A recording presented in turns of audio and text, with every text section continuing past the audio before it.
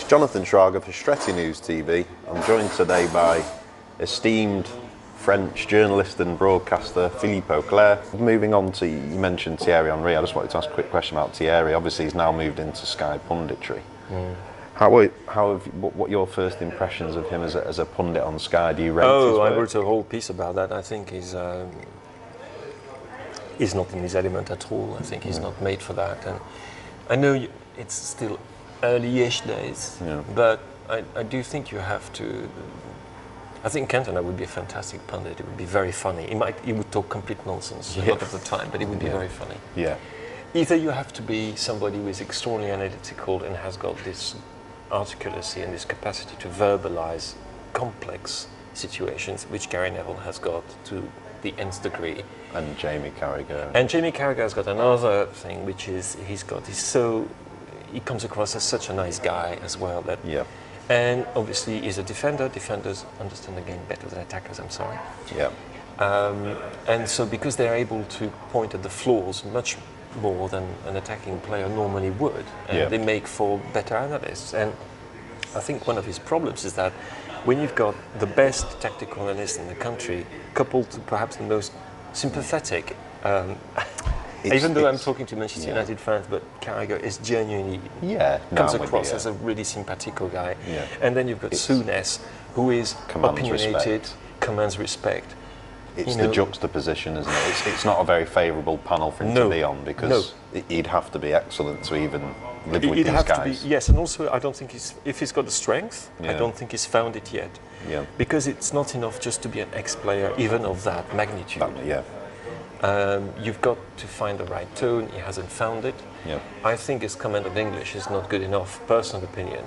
Yeah. I think he struggles at times. He stutters a lot. Yeah. I think he takes himself too seriously, which is also a big problem. You've got to be able to laugh at yourself and not laugh at other things or being funny. Yeah. You've got to be able to make a fool of yourself at times. Yeah.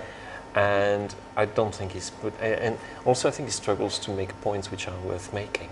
Yeah. And maybe it's a question, he's a very shy and very introspective sort of man. So perhaps the question of time growing into a role, but he's not a natural pundit at all. Which is surprising. You saw him at the World Cup. He was very good for the BBC because he was having a grand time. This is different. He's on a very well-paid contract, and he's overexposed. They use him too much. Yeah. And is this something whereby, obviously, you mentioned before, you've had quite a lot of contact in the past with Thierry. Have you been able to? Not maybe. Obviously, you're an esteemed member. Not a friend of mine. I would never say that. A friend, but maybe someone that, like, a confidant that he would respect their opinion and maybe accept counsel from. Is it something you've been able to express some pointers, or? I think he doesn't. He hates criticism. His skin is incredibly thin-skinned. He's very good at analysing his own performance. He's the best player. He's the most articulate and deeply thinking footballer I've ever talked to in terms of analysing his own performance. Yeah. It's a computer there. It's extraordinary. Yeah. It genuinely is extraordinary. He's one of those very, very few people who will be able to deconstruct what he did. Milliseconds. Yeah.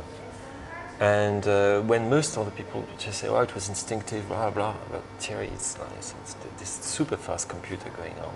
So if he was able to translate that ability, but it's the way that maybe it's the way he watches the game, which is different. I think you do watch the game differently when you're when you're in it, and you're capable to decipher it, and that's absolutely free. And as a striker, to understand the run you should be making. The positioning and so forth, the movement, the tempo at which you should be, that's great. It's completely different from having a position like, say, in center of midfield and saying, okay, this is the way the game is going, I'm going to be the architect of that. Yeah. And which is, again, a position that you see from defenders and you see from midfielders, and very rarely you see from attacking players. Yeah. I actually am thinking, there are exceptions. Christophe Dugarry is probably one of the best pundits, if not the best pundit on French television. Of course, Dugarry was a support striker and a winger rather than of that. But he's very, very good at it. My friend who's a Birmingham fan, I think he's his hero. Dugarry went to Birmingham for a short period. He was absolutely superb when he was there. He always says the way he controlled the ball, a 50-yard pass, it would literally. He said it was just magnificent. Trapping it absolutely extraordinary. And I think the problem is psychological as much as anything. And you could see it when people are really striving to invent a persona, which is, I think, something which Thierry has done all through his career. Mm-hmm. And when he's striving, he's struggling as well to find persona. Hence his incredible attack on Olivier Giroud, which was totally uncalled for, for 4 or 5 minutes. It's one thing saying Giroud is not the caliber of striker that Arsenal should have as their main choice if they want to win this. Yeah. Fair point. But to do it the way he did it, and to make him almost like the reason for Arsenal's failure, that's not on. It's an easy target. You shouldn't be doing this. And it was almost petulant. And I think Thierry wants to be loved by everybody. Mm-hmm. He wants to project this persona of, I'm cool, I'm elegant, I'm this and that, I'm funny, I'm charming. And the more you try being these things and there's a camera on your face, precisely, the less it works. Yeah. You've got to be yourself on camera, which is very difficult to learn. Because you don't know it, but you've got to learn it. And some people are good at it, some people are not good at it at all. I still find Lineker cringe-making. I can't, because for me, I can still see all the cogs, because he's a very intelligent man. Yeah. I can still see all the things going on in his brain, and his jokes are so lame anyway, but anyway. Yeah. Absolutely. Yeah. Absolutely, and you see Mark Chapman, which is completely different, who is actually very engaging. Absolutely. Knows his stuff. Yeah. He went to the same school I used to go to. Oh, really? Mark, I'm actually scheduled to meet and interview Mark as well in the near future. He's a lovely guy, absolutely lovely guy. Yeah. And I think absolutely perfect for this type of thing, but there you go. And so it's very difficult to be, to be a pundit with Sky Sports. It's... It's the pinnacle. It's the big one, absolutely, man. It's very difficult. It might be easier if it was also the thing that they have is should only be ex-footballers doing punditry, which is, I find a bit strange. Yeah. Which BT have gone against for their European program, which works, quite well. Yeah. But that they don't have more of a mix, and I've always been. Anyway, we're very far from Cantona here, but I enjoyed it. I wanted to get your thoughts on that as well, and just to kind of end up, because I don't want to take too much of your time, and I appreciate the time you've already given today. That's all right. I wanted to ask regarding other French United players over obviously as we discussed before. There have been a few. William Prunier. William Prunier, Eric's good friend. Man of the match in his first game for Manchester United. Yeah. The second game didn't go so well. No, it was Tottenham, was it? I believe was it the 4-1 or? But sort of in since Eric, we talked about Eric being the catalyst for the ensuing decades of success at Old Trafford. But he was also the catalyst for maybe more French players to arrive at the club. Yeah. Okay. So if we discuss, I identified 10, but then I had to look up. There's actually been 12. First of all, can you name all 12? Let's go for it. No, because I'm not good at this sort of thing. Well, Fabien Barthez, Louis Saha, Michael Silvestre. Okay, and obviously Eric himself. Patrice Evra, William Prunier. I'm already halfway there. You're halfway there, yeah. That's a good start. Bad. Laurent Blanc. The two current ones, obviously. No. Yes, of course, but that doesn't count. Yeah, no, but we'll discuss that. They are part of the 12. So you've got the two current. Schneiderlin and Martial. I've got 3 missing. Yeah. I've got 3 missing, and probably there's a huge one in there somewhere. There's one I can think of. You mentioned Sylvester. There's one I can think of off the top of my head. Okay, so wait a minute. Give me 5 seconds. Just let me check. 3 missing. Let me just check. Yeah, there's a couple that are subtle. Yeah. Oh, David Bellion. Okay. Yeah. I'll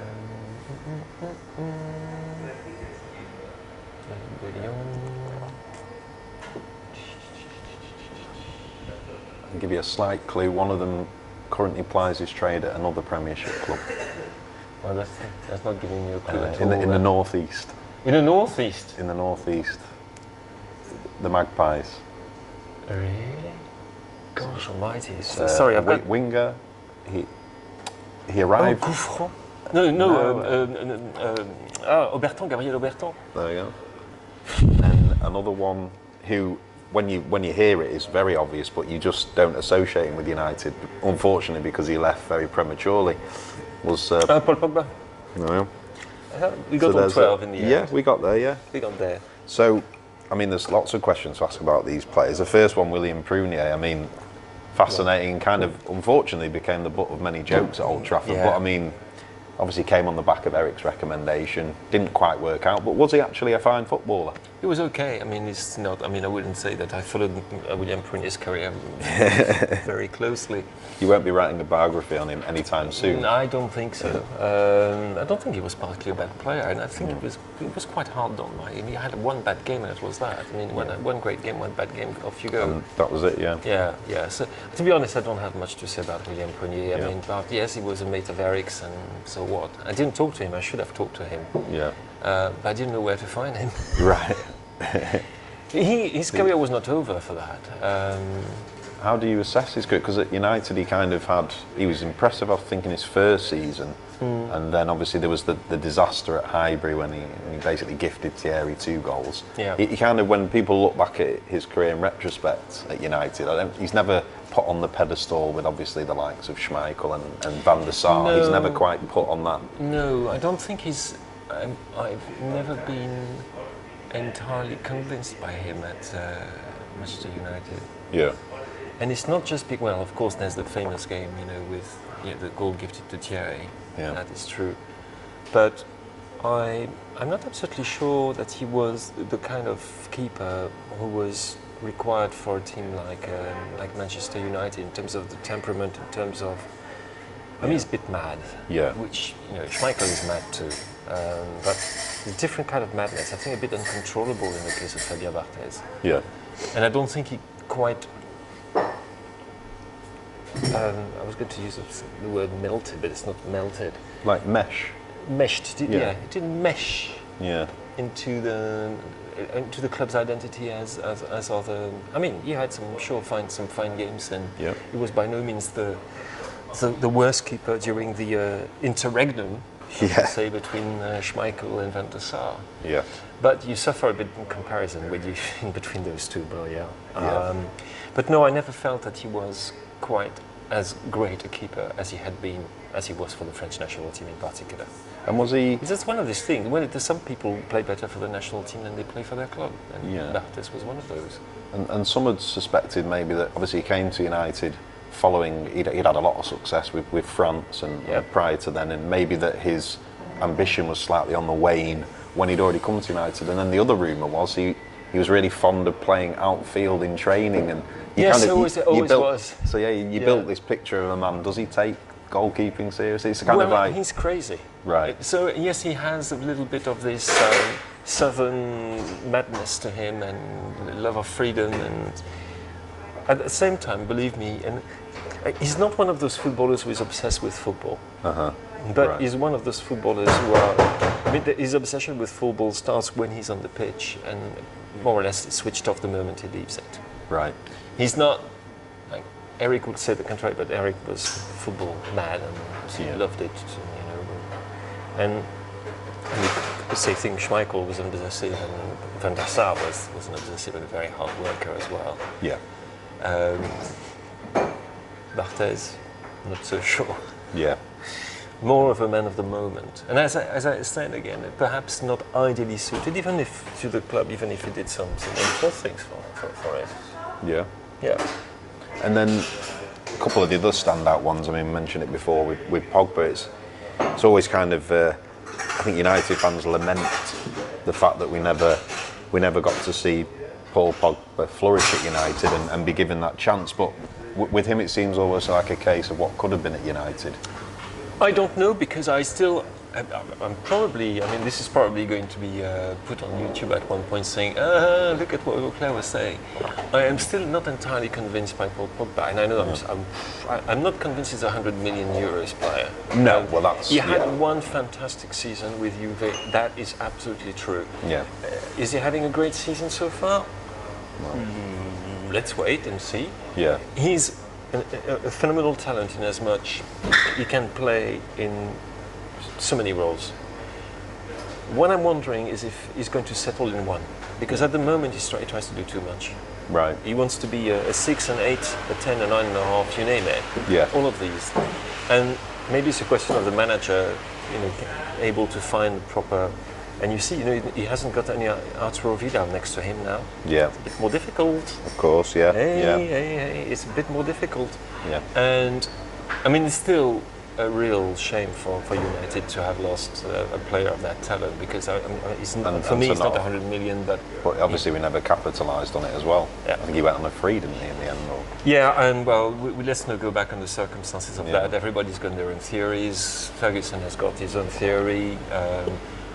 Mino Raiola was involved, which means that there's probably something very fishy going on about it. There's talk about payments to this person, payment to that person, promises not kept, whatever. Yeah. What I find really weird is that he was really on the verge of establishing himself in the team in a position where the team had a real need. Yes, and I can't that's believe the key. That's the key. I can't believe it's because of game against Blackburn or something like that. Yeah. I can't believe it's because one game in Blackburn when they needed, somebody who was of his profile and he was not chosen. And I think that an 18-year-old player throwing a tantrum and leaving Manchester United because he hasn't been picked for one game. That's rubbish. Yeah. And so I think there's more to it than that. But yes, it's a big loss. Yeah. Again, how high will he go? We shall see. Where will he fit? I'm sure that if he goes and he has somebody next to him who is able to do some of the dirty work for him, he's got so many qualities. Yes, he's if it's not. There's one thing actually you come to realize is when all the managers you meet tell you this guy is extra special. Yeah. And you look at the guy and think, I can't see why he's so special. They're generally right, you're generally wrong. Yeah. So I remember talking to Roy Hodgson about Chris Smalling quite a long time ago, and Roy was telling me, this boy is really special. I thought, is he? Yeah. And now I'm starting to understand that, yes, he can become indeed very special player. Yeah. Yeah. But it takes a very special eye to do that, so we shouldn't.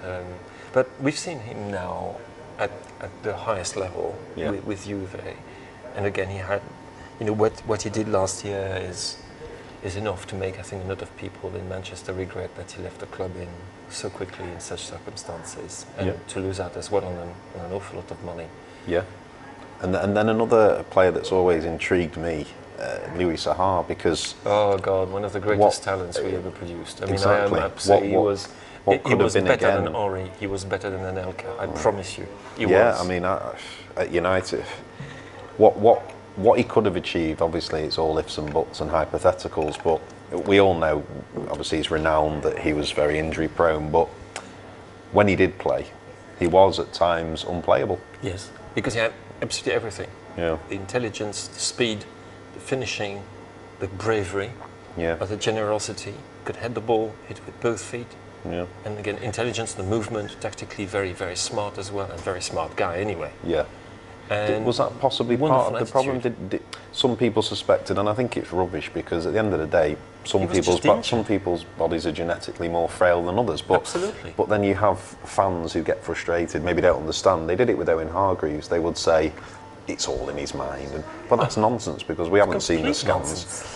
It's one of those people say, he overthinks injuries. He was destroyed every time, and it's the energy you spend then trying to go back. Yeah. And another one, and then another one, and then it takes time, of course, to go back to get back to match fitness. Yeah. And then there's another injury, and you can only show what you're capable of in fits and bursts. And again, if you talk to all the managers who've worked with Louis Saha, be it at club level or at national level, they would all tell you this guy, if he had stayed fit, would have been the linchpin of the French national side throughout his career.